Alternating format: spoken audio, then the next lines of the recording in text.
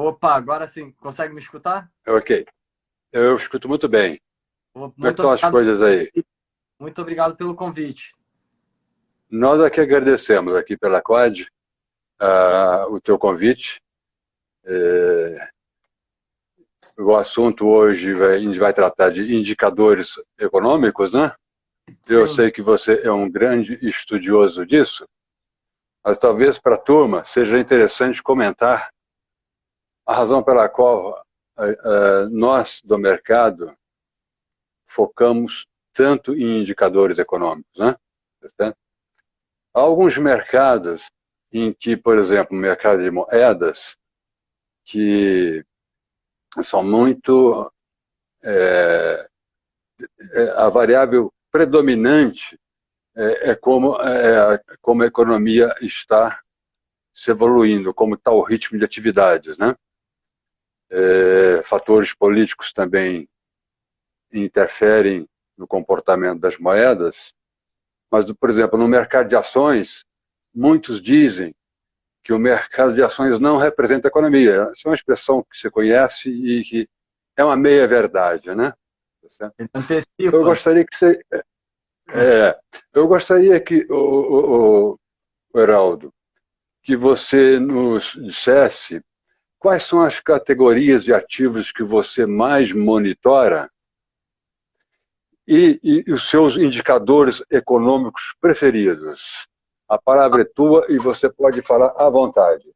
Claro, muito obrigado. É uma honra poder compartilhar aí a minha opinião. Eu sou eternamente curioso por buscar sempre o melhor indicador. Eu nunca fico satisfeito com os indicadores que hoje eu já acompanho. E aí, depois que a gente começa a acompanhar tanto indicador, a gente começa a ver que no final são poucos indicadores que realmente a gente acaba acompanhando, porque o resto acaba pegando carona, né? É, Eu gosto muito de acompanhar, primeiro, os índices, né? A movimentação de cada um dos índices durante o dia. Eu gosto muito de acompanhar o VIX, que é um indicador. Isso é para o dia a dia, né? Não para. Tem isso mercado de ações, está dizendo. isso, tem dois tipos de indicadores aqui. A gente está falando do indicador do dia a dia, que a gente está olhando o movimento, e o indicador econômico que a gente tenta antecipar, né? No dia a dia Uhum. eu gosto muito de olhar o índice de volatilidade, eu gosto muito de olhar a curva do Tesouro Americano, e eu gosto muito de olhar o Dollar Index, né?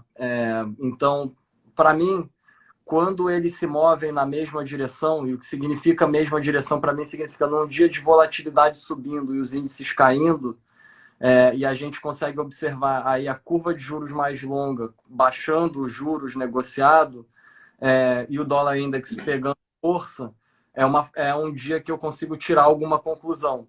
Nas últimas 2 semanas a gente viu o Nasdaq cair aí 15%, mas a gente não viu essa movimentação nas outras classes de ativo, né? Então a gente viu o dólar index começar a subir na semana, final da semana passada. Esse é um exemplo do dia a dia.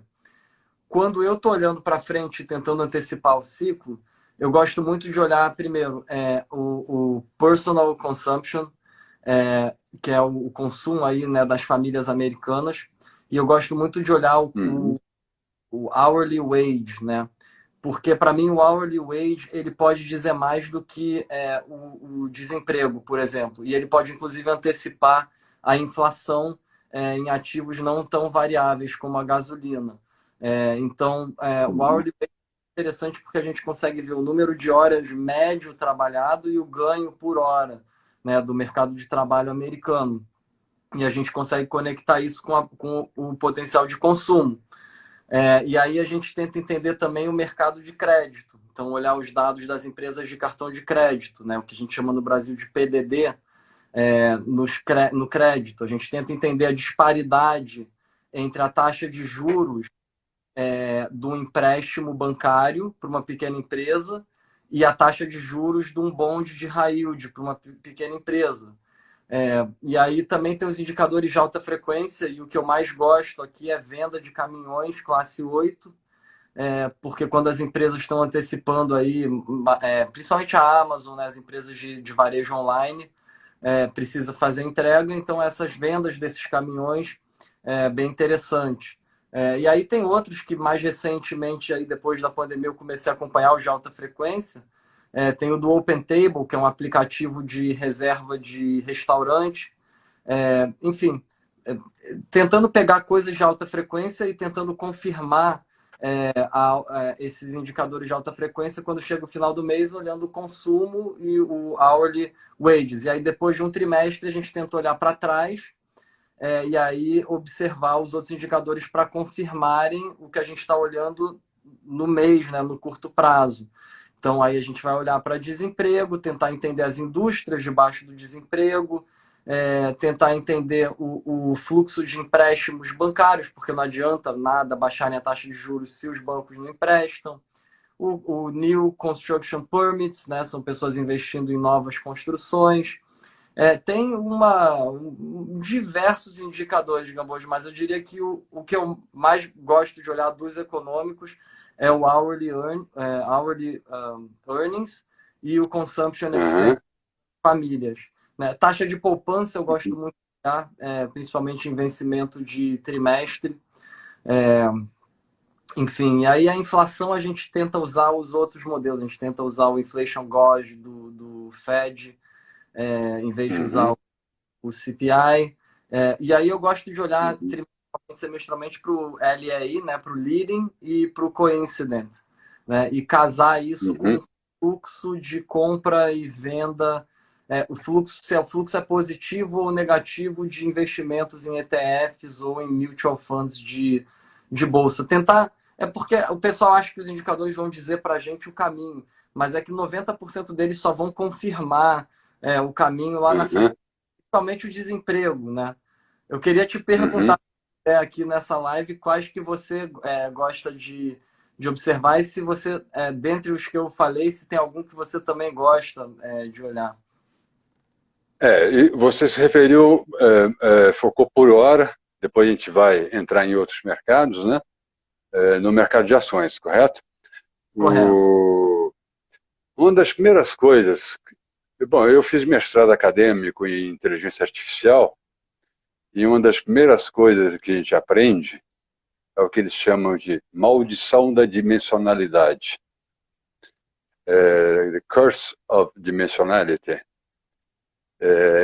que basicamente consiste no seguinte: quanto mais atributos, nesse caso seriam indicadores, né, você entra como input num algoritmo, maior a necessidade de você ter uma máquina muito potente, porque você gasta muito em processamento.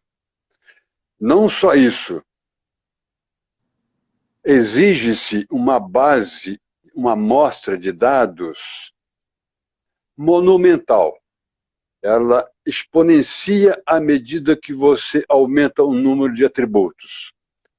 Tendo em vista essa dificuldade, agora imagine um computador e troca pelo nosso cérebro, que também é um computador, né? Tá certo? Eu procuro, dado essa nossa limitação de processamento, me especializar em alguns indicadores. Como eu adoto muito a abordagem behaviorista, o meu foco é muito centrado em indicadores de expectativa coletiva. Por expectativa coletiva, eu quero dizer aquela expectativa que predomina entre os investidores. Não é fácil você encontrar esses indicadores, mas eles existem. É o soft data, né? Que seria aí o Consumer Expectations de Michigan, é algo nessa direção? Por exemplo, o de Michigan, ele é subdividido em duas categorias. A expectativa do consumidor no presente e a expectativa no futuro. Ele é tão importante, esse indicador de Michigan, que alguns o têm como um dos principais da economia americana, onde o consumo representa quase 70% do PIB, né?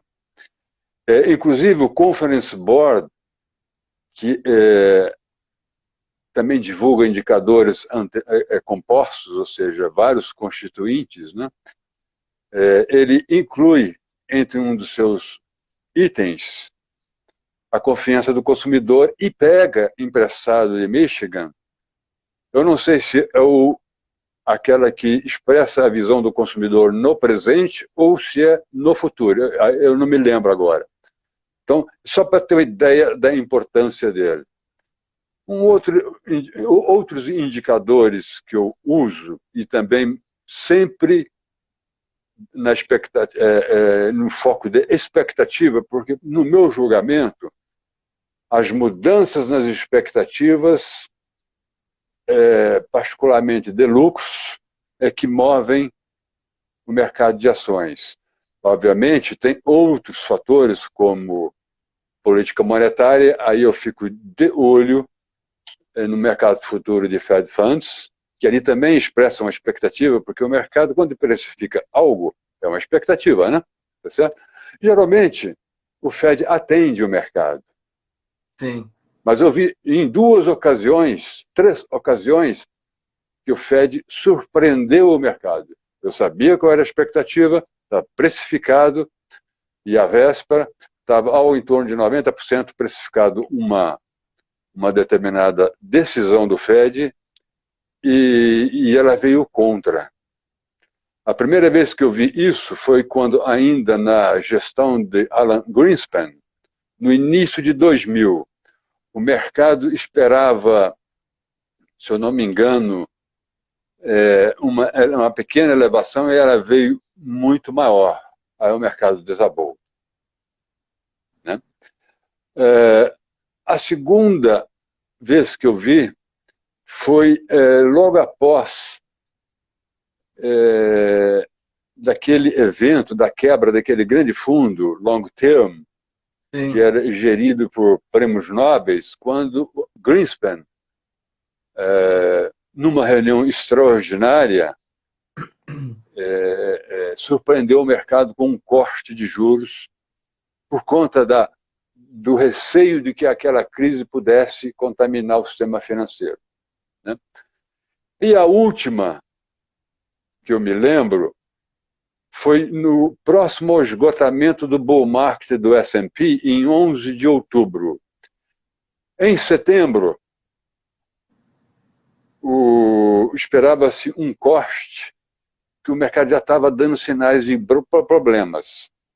Do ano Né? O passado. mercado imobiliário. Não, isso foi em 2007. O mercado já dava sinais de problemas em 2016, quando os prêmios de default, CDS, aqueles títulos lastreados em hipotecas, os CDS subiram muito, ou seja, o preço que você pagava pelo seguro contra default entrou em rota parabólica. E o Fed demorou muito a agir. Então, ele surpreendeu o mercado ao cortar mais do que se esperava em setembro, para tentar conter aquilo que depois veio a se materializar, né? Foi uma grande crise bancária. Né? Aliás, as crises imobiliárias são as piores, porque envolvem bancos, né? Os bancos hipotecários. Né? Sim. Aí o mercado ainda isso foi suficiente para que o mercado ainda desse mais um pulinho. E a tendência, eu me lembro que foi de baixo volume. Eu já estava fora da bolsa, porque eu vi alguns indicadores de expectativa já se deteriorando, não só de expectativa, eu não me restringo somente às expectativas. Né? Eu gosto muito daquele pedido de auxílio-desemprego, ele rompeu uma congestão, as expectativas de lucros já estavam declinando, e tinha mais um indicador também que me chamou muito atenção. Sim. O spread dos títulos de alto risco, de títulos corporativos, começou a subir bastante. Sim. Sim. Essa foi a deixa para eu cair fora. Então eu saí por volta de junho e julho, que foi um time interessante para o mercado de ações norte-americano, né? Porque o topo, olha, ficou. Ele já fundou, teve uma grande volatilidade, depois ele subiu, fez um novo high, um novo topo, mas foi por uma fração. É topo duplo é um padrão que antecede. É o que eu sempre digo. Topos são processos lentos, né? Mas eu olho também hard data. Hard data são aqueles dados que expressam algo da atividade econômica. Por exemplo, o setor imobiliário ele é muito importante para a economia americana. Então, eu olho, fico muito de olho, embora a estatística seja defasada, os investimentos residenciais, porque eles antecipam em quase um ano os investimentos comerciais. Mas, para ser muito franco contigo, Heraldo, eu procuro olhar tudo. Esse é o Eu problema. procuro olhar tudo. Eu, eu, Agora, respeitando, agora você tem que hierarquizar esses indicadores, senão você fica maluco, o teu cérebro não consegue processar, não é verdade? exato, eu ia falar do. Então, é isso que eu te pergunto, como que você processa tantos indicadores, você ranqueia eles, você tem aquele preferido, exige uma confirmação, como é que é a tua maneira de enxergar esses indicadores, particularmente da economia americana, que é farta de estatísticas, né? Sim, Tá é, certo? é uma Como é que mentalidade. você, como é que você faz para ponderar e dar importância se em determinado momento aquele é mais importante ou não? Você pode falar à vontade agora. Quando a situação está ok, ou seja, tirando aí um ano como esse, né? Quando a gente está falando, por exemplo, de um momento como 2019, 2018, 2017. 2016 foi um ano complicado, mas em anos típicos, né? Eu tento justamente pegar, durante a temporada de resultados, o scorecard, que é o consenso dos analistas de lucro. Eu fico sempre de olho nisso. E aí eu sempre fico olhando para um ano depois e 2 anos depois. Mais ou menos em Ah, é 2000. 2 anos também? É interessante olhar porque eles vão jogando, Uhum. na verdade, eles vão jogando para frente, né? Que é o que está acontecendo É. agora. Mas então eu fico tentando entender. O conselho dos analistas, eu fico tentando entender o que está acontecendo no mercado de trabalho e quanto que as pessoas estão ganhando, né? E quanto de crédito tem no mercado. É, e aí a gente tenta acompanhar. Então, por exemplo, no ano passado, mais ou menos em junho, julho, a gente já olhava o consenso dos analistas para 2020, para o segundo trimestre de 2020, e já era uma queda marginal, muito antes de setembro, da crise do Ripple e do coronavírus esse ano, no início do ano. Ali já acende um alerta. Quando acende um alerta, eu boto meus indicadores exóticos em prática, Gambojo. Então eu começo a Os olhar. exóticos? Sim, E quais são os exóticos? os que eu mais gosto para ações, né? Eu gosto de comparar o indicador de value stocks com growth stocks. Ah, tá. Então, quando eles começam a abrir muita distância, geralmente nesses pontos assim que a gente já começa a ver que os analistas não estão tão otimistas com o futuro, a gente já começa Uhum. a ter olho nisso. E para a taxa de juros, eu gosto muito do Copper Gold, né? De dividir o preço do cobre pelo preço do ouro e comparar com o yield do 10 anos do Tesouro Americano. Eu Ah, não, é? não Uhum. gosto de atribuir causalidade a nada, Gamboge, porque para existir uma causalidade, e você é o mestre nisso, você pode até dizer melhor, pessoal, mas para existir causalidade, eu acredito que as variáveis devem ser independentes, né? Então, Claro, claro, claro. qualquer coisa que a gente olhar, e isso é uma coisa que hoje eu leio no Twitter todo dia e eu fico até preocupado, porque hoje em dia todo mundo atribui causalidade a tudo. Mas não existe causalidade, falando de jeito É. puro, né? Não existe a causalidade. Aham. Eu não tento atribuir causalidade. Eu não acho que porque o yield do 10 anos está abaixo do Copper Gold, que o preço de um vai subir, o preço de outro vai cair. O que eu sei tá distante. Se está distante, significa que a gente está chegando perto de um ponto de inflexão. E aí a gente tenta entender aonde que vai ser a inflexão. Vai ser no mercado de crédito? Como é que está o issuance de bonds esse ano? Tentar focar aonde que está, onde é que está o maior exagero, onde é que está a maior disparidade. Então, atualmente eu olho o yield dos mortgages AAA, os garantidos pela Fannie Mae e Freddie Mac, e comparo com, por exemplo, a taxa de juros, e é uma disparidade gigante. O que me indica, me dá mais uma pista que tem alguma coisa uhum. errada, ou a taxa de juros está muito baixa, ou a bola da vez, na próxima vez que o Fed for entrar em ação e comprar ativos no mercado, que pode ser que sejam esses mortgages. Né? Então, a gente tem que olhar para tudo, mas também saber onde é que pode estar a inflexão dentro das subclasses. Os spreads dos bonds eu olho praticamente todo dia também para comparar. Eu acho muito interessante poder olhar os spreads dos bonds, porque, por exemplo, você pega uma semana igual a semana passada, que o dólar index subiu, porque o mercado começou a cair, começou a entrar um pouquinho no espiral do VIX. Isso aí começa a abrir o spread do bond, né? Porque não precisa que o bond desvalorize. Então, tem sempre a equação ela vai estar a variável dependente e a independente podem trocar de papel rapidamente. A independente pode virar dependente e ao contrário. Então, é muito difícil tirar uma conclusão e a única conclusão que eu sempre tento tirar é tá ok ou tá fora, tem alguma coisa fora. E quando eu pego alguma coisa, Uhum. eu começo a perceber quais outras coisas estão fora. E se eu pego muita coisa fora do padrão, aí eu concluo que tem alguma coisa errada, eu fico fora do mercado.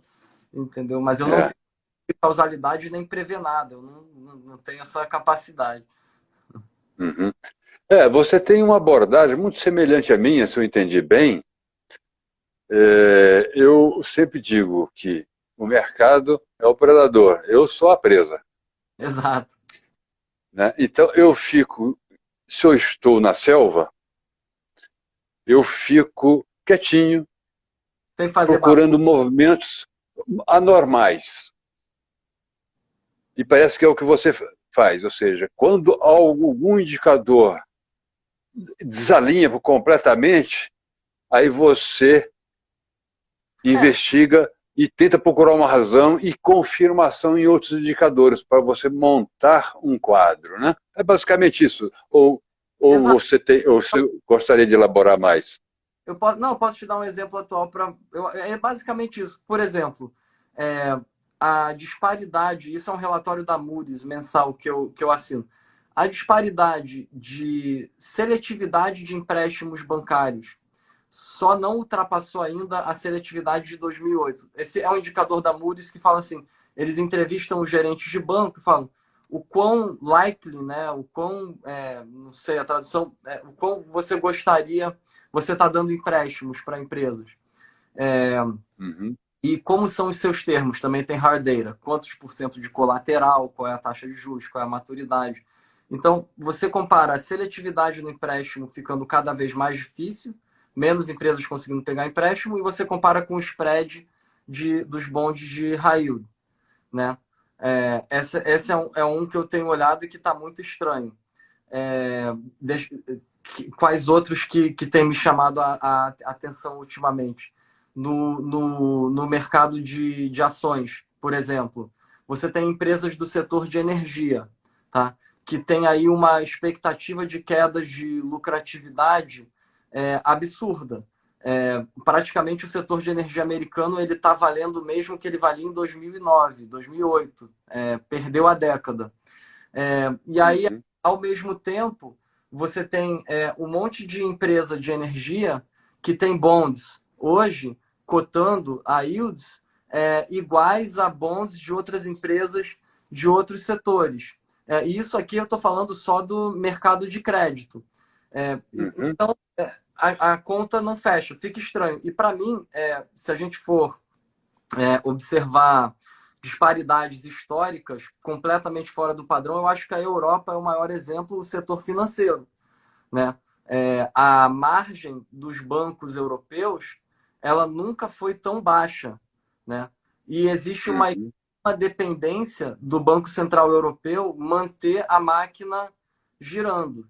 Se a máquina do Banco Central Europeu emperrar, quebra um monte de banco na Europa, né? E isso aí não faz sentido quando a gente observa, por exemplo, a disparidade de valuation entre o mercado europeu e o mercado japonês. né? Então, são algumas disparidades que eu tenho observado. A taxa de juros de 10 anos também me indica que está muito baixa. Então, eu divido o yield da de 30 pela de 10, da de 10 pela de 5, da de 30 pela de 5. Eu tento entender o trade-off entre você pegar emprestar para o governo 2 anos, 5 anos, 10 anos, 30 anos. E esse ratio do 30 para o 10 e do 10 para o 2 está no mesmo nível de 2008, ou seja, tem muita coisa que está fora de um compasso de uma economia supostamente voltando à normalidade, na minha opinião. Mas, ao mesmo tempo, a gente convive num momento onde as medidas de política monetária são tão extremas que os países emergentes são capazes de pegar carona sem sofrer uma crise cambial. Então, é muito difícil de viver nesse contexto atual com convicção de qualquer coisa, na minha opinião. Uhum, uhum. Uma outra coisa que eu gosto muito de fazer, aí é sempre bom ilustrar, né? Com uma situação real vivida no passado, né? Aliás, mesmo que você não esteja muito preparado na época que você vivenciou uma situação, se no futuro você adquirir um pouco mais de conhecimento, aquela situação torna-se bastante compreensível e serve de lição para você, né? Eu me recordo, por exemplo, e eu gosto de fazer muito isso, em 1996, em dezembro de 1996, teve um vencimento de opções aqui, e o mercado, o Ibovespa, por exemplo, arrancou forte. A primeira arrancada, inclusive, é o que eu chamo de dia de consenso de alta, que é um rastreamento do grande player, né? Aí o mercado não parou mais. Ele subiu, palaborizou, ou seja, criou uma curva assim cada vez mais empinada, né? Pessoas físicas entrando, né? Porém, já no semestre anterior, e depois acabou num crash, né? Porém, eu já estava observando no final de 96, ou seja, no ano anterior, que as bolsas asiáticas, Tailândia, Malásia, Filipinas, Indonésia, elas, enquanto os demais emergentes estavam numa euforia, e também acho que a Bolsa Americana estava num bom estágio, essas bolsas estavam numa grande e volátil congestão. Um belo dia, no final de 96, se eu não me lembro bem, eu teria que consultar meus registros. Crise dos tigres asiáticos, né? 97. Elas registraram um breakdown, todas. Vazaram o intervalo inferior dessa grande congestão. Aí eu pensei, bom, tem coisa ali. E se tratando de não era só um país, a bolsa estava sinalizando que tinha algum problema, estava diferindo o comportamento em relação aos demais, inclusive ao Brasil, que o Brasil estava numa euforia enorme, né? O curioso, Heraldo, bom, elas fizeram um breakdown, romperam e desceram a ladeira. E enquanto isso, aqui no Brasil, estava uma festa. No início do ano, aí nós entramos então em 1997, a Veja solta uma capa toda espalhafatosa sobre o mercado de ações. O mercado de ações mereceu aí, a revista Veja mereceu. Mas esse é o melhor do mundo. Bom, assim, eu acho que a campeã é a revista The Economist. Parece que até fazem de propósito. Eles devem ter uma pessoa lá que deve ter um time assim monumental, né? The Economist já matou o dólar, já tornou o Brasil um gigante, né? Bom, mas então voltando a esse caso, a revista Veja divulgou a capa e a coisa que não parava de subir, parabolizando, aí começou na imprensa brasileira pipocar os problemas na Tailândia. Começou, e o problema era de contas externas. E o mais curioso, Heraldo, foi que o FMI chancelou as suas expectativas sobre esses países e, pasme, uma dessas grandes agências de rating, eu não vou citar o nome para não ficar Não fica... uma situação desconfortável, mas é uma respeitada, se não a mais respeitada, o seu analista responsável pela área, imagine eu que cada país tem um estrategista lá dessa agência de rating, cravou, manteve o rating.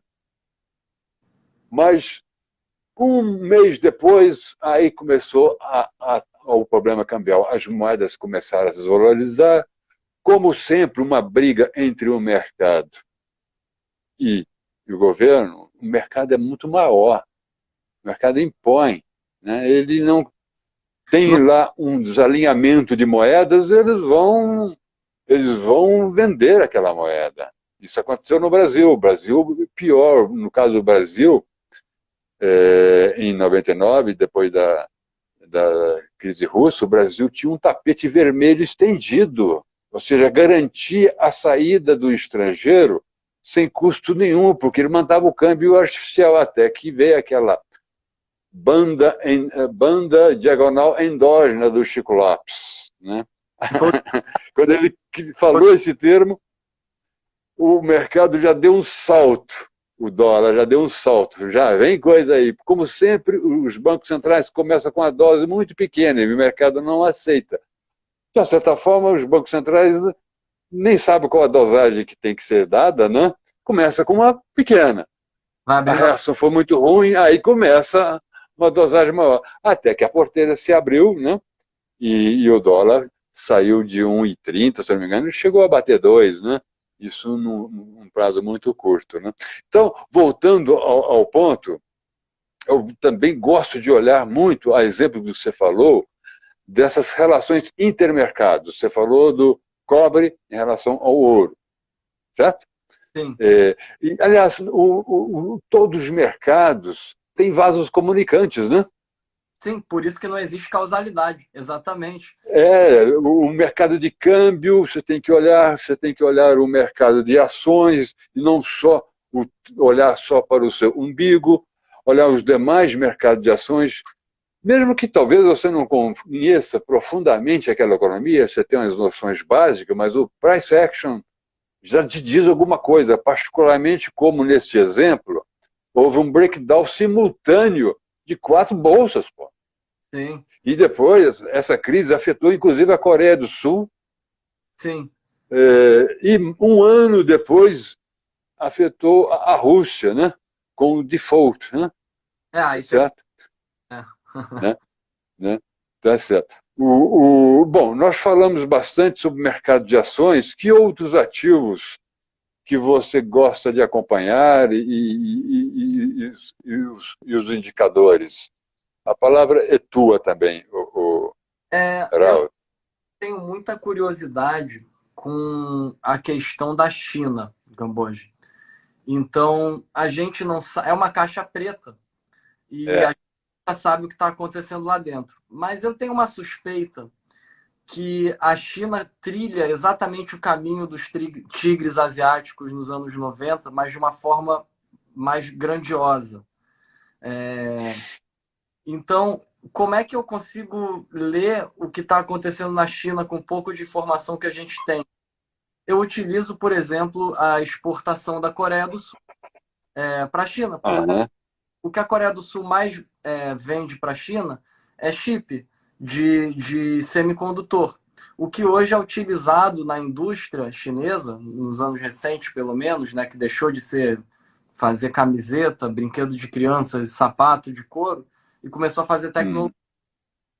Então, para mim, é uma boa proxy. E aí eu tento monitorar como é que está a exportação da Coreia do Sul. E um outro mercado que eu gosto muito de olhar para moedas e para taxa de juros é a Austrália. Porque a Austrália e o Canadá, eles estão naquela primeira divisão dos emergentes, mas eles estão visão dos desenvolvidos. Então, o governo da Nova Zelândia definiu na semana passada não baixar mais a taxa de juros, né? Manteve. Então, eu acho que agora vai ser o da Austrália, e aí depois vem Índia, depois vem Brasil. Então, esses países, eles lideram as tendências de política monetária para os emergentes, na minha opinião. Principalmente por causa da questão do trade global de commodities, que eles estão juntos Isso, no bloco. exatamente. E aí, olho para o dólar australiano e comparo ele com o dólar americano versus o real desde do auge da pandemia, e o dólar australiano está ganhando do dólar americano. E, em paralelo, as commodities não estão indo tão bem por causa da China, que é uma outra forma de a gente acompanhar a demanda chinesa, é o preço de commodities. A China compra 50% mais de todas, né? Tanto que isso Uhum, acabou com aquela dinâmica clássica que a gente aprendia quando começava no mercado financeiro aqui do petróleo e do dólar. Antigamente, era se o dólar sobe, o petróleo cai, se o dólar cai, o petróleo sobe. Isso aí é o que move o mercado global. Quando a China entrou em ação e quando o shale entrou em ação aqui, que os americanos viraram autossuficientes e a China virou o maior comprador de petróleo com um câmbio fixo, esses movimentos assim, por exemplo, o cobre atingiu a mínima da década ano passado, né? Então, como é que a economia chinesa está expandindo do jeito que eles falam, quando o cobre atinge a mínima da década em plena expansão? Isso foi antes do coronavírus. É, uhum, e aí eu olho agora para o dólar australiano, valendo mais do que o dólar americano versus uma moeda como o real. A gente ancora o real, que hoje é a moeda mais frágil do mundo, dentre os grandes, claro. É, eu acho estranho. Então, o que eu acho que vai acontecer dentro de todas essas disparidades, com uma probabilidade que aí, enfim, vão ter fatores exógenos que podem influenciar, principalmente a eleição, hoje tem debate, que é a força do dólar, né? Mas eu acho que os países emergentes eles extrapolaram muito no crédito, na expansão, e aí no final é a uhum. velha história. Quem tem o dever de casa feito, quem tem a cama feita, a roupa passada, que na verdade é uma analogia à política fiscal, ao controle do déficit fiscal, vai estar ok se subir os juros. Agora, o Brasil começa a se colocar numa situação que, por exemplo, ontem, a notícia do Renda Cidadã, subir os juros talvez já não seja mais capaz de segurar uma desvalorização da moeda. Então começa a ficar de frente para uma espiral que a hora que a tendência nos emergentes de começar a subir um pouquinho os juros, por causa de taxas reais negativas toma corpo, o Brasil vai ter que subir os juros não para valorizar o real, vai ter que subir os juros porque vai estar rolando um outflow igual o que a gente está vendo essa semana. A curva de juros do Brasil disparou essa semana. Então, são disparidades que a gente está lidando que, se a gente elas em percentil, várias estariam no percentil 99.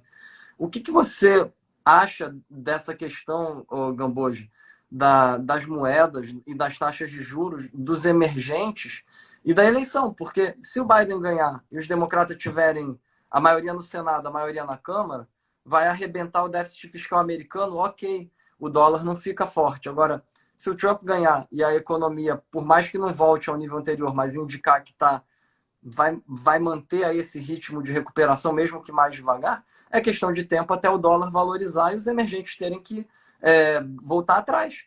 E aí o Brasil vai ficar com déficit fiscal maior ainda. Então, o que você enxerga nesse fronte que a gente tem acompanhado de perto aqui, na sua opinião? Aliás, você que vive aí nos Estados Unidos, era a pergunta que eu ia fazer para ti sobre o teu prognóstico. Mas, enfim, voltando então a essa questão, deixa eu só recuar um pouquinho, depois Claro. eu entro nessa questão das eleições americanas. Uhum. É interessante um comentário de uma pessoa que eu acompanho, que é o Michael Patz, que é professor na Universidade, acho que de Xangai, foi um trader, inclusive, nos Estados Unidos, e é um economista bastante conhecido, né? A dificuldade de acompanhar a China, além dos dados não serem confiáveis, você já viu uma economia, o governo divulgar uma estatística sem a segunda casa decimal? É 7,0. Não, e pior que não é 7,1, ou pula para 7,5. ou então depois ou cai para 5,5, né? E faz me lembrar muito a Cisco Ah, antes da bolha, porque ela cravava, ela no seu guidance, ela acertava o guidance com 100% de probabilidade, né? Então eu lembro muito do que o Michael Pett sempre disse, aliás, os seus alunos chineses, eles tampouco acreditam nos dados da China, né? sim, E o Michael Pett diz que ó, a China a economia chinesa é uma economia de inputs e não de outputs, como são as economias nos países desenvolvidos. O mercado define o output, regula, ou seja, a produção. sim. Regula a produção conforme a demanda e a oferta, enfim, conforme o retorno que eles enxergam, enfim. Né? Mas na China o partidão define, olha, tem que produzir tanto e pisa no acelerador. É assim, né? Às vezes eles recuam um pouco, como no caso dos shadow banks, que é aqueles bancos, que é melhor dizendo, aquelas instituições que não podem aceitar depósitos à vista, mas que podem emprestar, né? Às vezes eles impõem algumas restrições. Isso, inclusive, desacelerou e afetou o Brasil aí 2, 3 anos atrás, né? E a China tem uma bolsa. Que não pode entrar vendido quando entra em Você não pode estar vendido. não vai E preso. você, e você não consegue extrair nada daquela bolsa, porque o varejo predomina. Sim. Né? Bom, voltando então agora à questão eleitoral, geralmente nos Estados Unidos é quase um non-event, né? Ou seja, é um evento que movimenta um pouquinho o mercado, mas quem senta no trono tem seu traseiro moldado. Agora, me parece que nós estamos vivendo uma situação que não existia no passado, que é essa grande polarização, né? E, para complicar ainda mais, os economistas do Partido Democrata compraram uma tese que os argentinos a destruiria facilmente, né? Que déficits não importam, que é a tal da teoria monetária moderna, MMT. Agora, pelo que eu leio, o Biden, se por acaso vencer, ele está mais para o centro do que para a esquerda, mas ele vai ser acossado Vai pela ser, esquerda, né? ele Vai vai ser acossado, né? E se a coisa vai ser interessante e talvez mais complicada, se os democratas, caso o Biden seja vitorioso, levar as duas casas, aí salve-se quem puder. exatamente. Aí eu vejo um enfraquecimento do dólar monumental, porque vão despejar dinheiro pelo helicóptero, né? O pessoal mais jovem não conhece essa expressão, mas ela foi cunhada por aquele presidente do Fed, o Bernanke, Ben Bernanke, Sim, que helicóptero. antes de assumir o cargo de presidência, né, ele recomendava despejar dinheiro na economia, né, via helicóptero. Helicopter Man, esse foi como ele foi chamado, passou a ser chamado, né? Então, vai depender muito desse resultado. Eu até apresentei um estudo, um método não científico. Por que não científico? Porque depende, as respostas às questões que vai definir quem será o vencedor, são subjetivas. Deixa eu ver se eu acho o nome do fulano aqui. Alan é um historiador. Está aqui. Alan Lichtman. E ele tem um livro que começa com 13 keys, será das quantas, e trata desse modelo para identificar, para apostar no vencedor. Os vencedores. Só que o modelo dele, ele serve apenas para o voto popular, e nós sabemos que nos Estados Unidos É, a eleição é indireta, né? Tá certo? Mas no voto popular,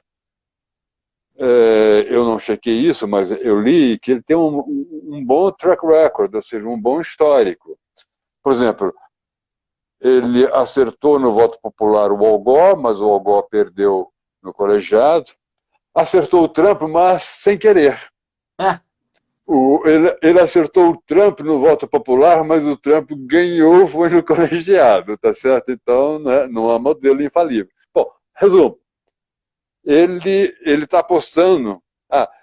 Deixa eu lhe dizer, ele foi um democrata, ele chegou a tentar ser um político, ele é um historiador, esse Alan Lichtman, e acabou não conseguindo.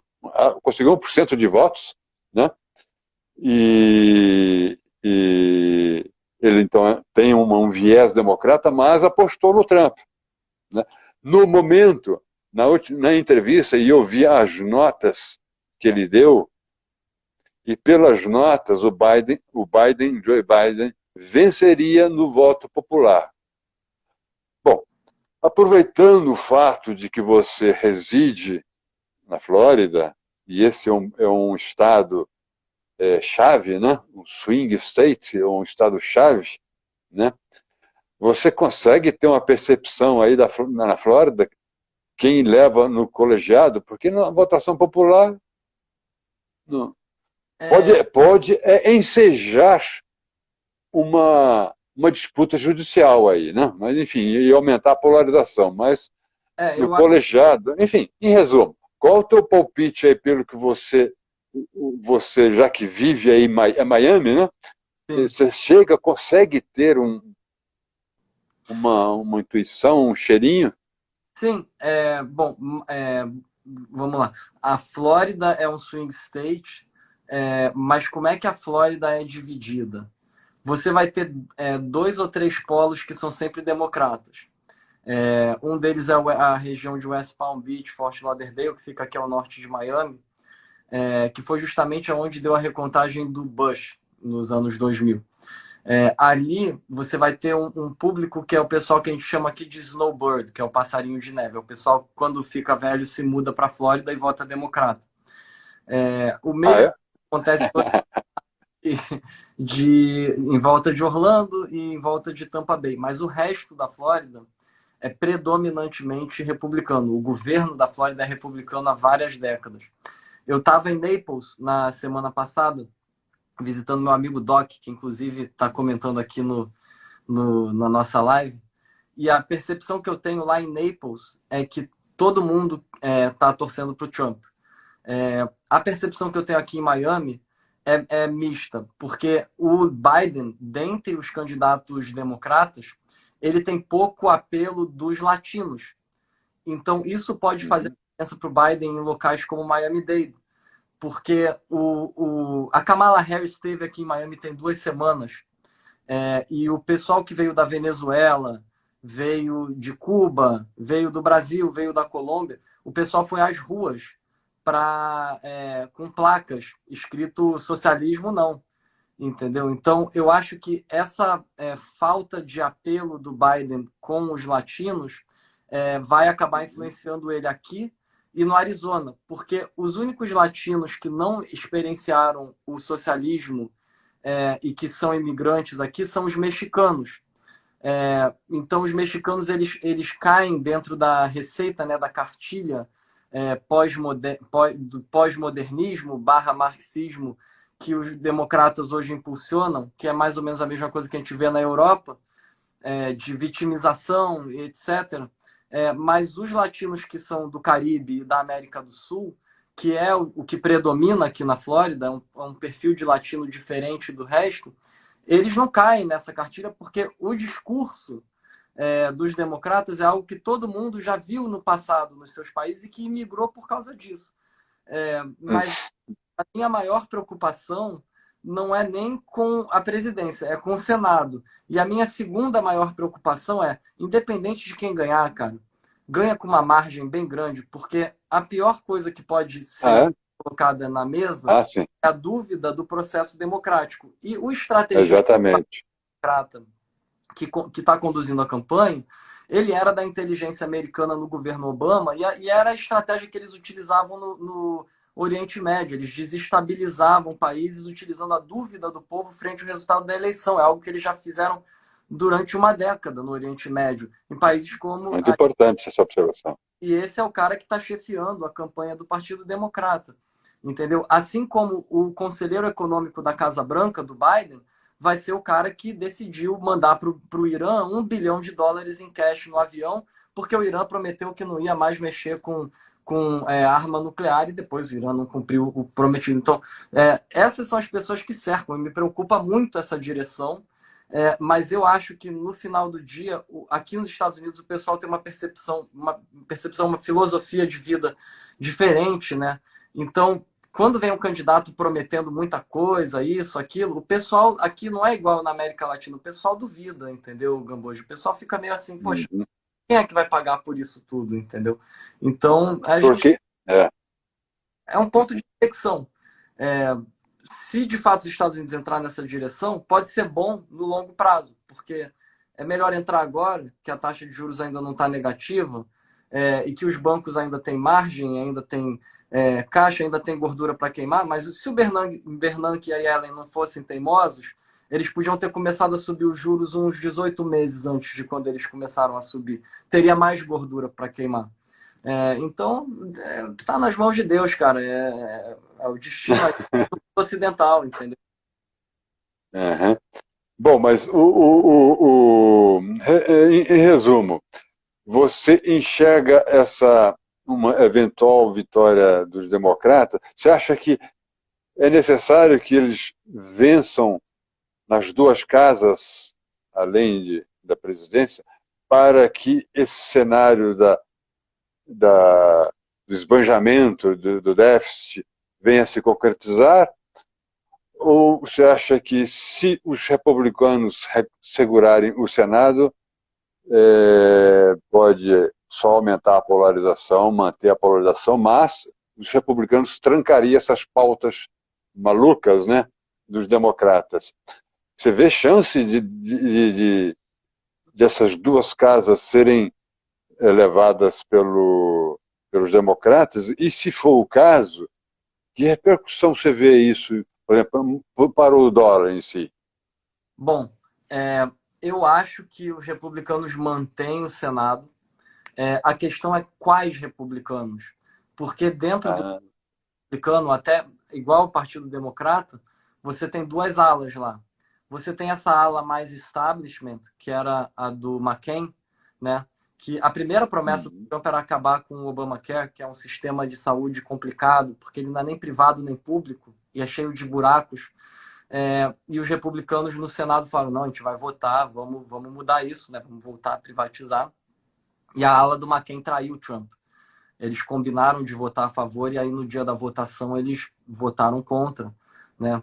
Então depende muito de qual ala, mas eu considero como cenário base que o Senado mantém republicano, eu considero como cenário uhum, base que a Câmara mantém democrata, e aí a eleição do presidente em si, para mim, é um coin flip, é um 50-50, aham, uhum, e enfim, se acontecer, né, respondendo a sua pergunta, dos democratas fizerem o que eles chamam aqui de um sweep, né, uma varrida, e ficarem com os três poderes, eu acho que a primeira reação do mercado vai ser assim, caramba, quem eles vão nomear para as decisões de economia? Se forem quem o mercado hoje considera como base, Elizabeth Warren, pessoas com viés oh, totalmente... exatamente. Eu acho que a gente vai ter aí, então, um outflow de dólar. Então, eu não sei. A verdade é que vai depender dessa segunda decisão que seria aí tomada num contexto desse. Mas o que eu veria de uhum, uma queda abrupta em várias ações de empresas que têm funcionários que ganham salário mínimo. Por exemplo, o Uber, McDonald's, Walmart. Essas aí já seriam as é. primeiras. E aí, em É, paralelo, as empresas de energia que poluem, né? Porque é um tema que angaria votos, né? Esse discurso da patrulha ambiental hoje em dia. É. Então, esses seriam os primeiros pontos aí. Você vê risco dos democratas tentarem uma regulação maior sobre as empresas de mídia digital? Ou É, essa é só não, eu acho uma tem poucas coisas que são bipartisanas, né? Que a gente fala aqui. bipartisan? É. Eu acho que a influência chinesa é um dos pouquíssimos e muito importantes pontos que eles se encontram Incomum, né? em comum. É, Uhum. em relação a essa regulação de Twitter e de Facebook e tal, em relação a posts, é isso aí. Os dois lados reclamam. Eu tenho uma percepção que o discurso democrata é muito mais impulsionado por essas empresas do que o discurso conservador. Tanto é que já se saíram aí diversos casos de whistleblowers dessas empresas comentando que existe um viés. Uhum. Enfim, eu não sei se isso seria um dos focos. Agora, eu acho que se o Trump ganhar e os republicanos ficarem com o Senado, isso aí pode entrar em pauta, mas eu acho que aí, nesse contexto, o primeiro lugar que o bicho vai pegar vai ser na China, porque o Trump não vai ter mais Uhum.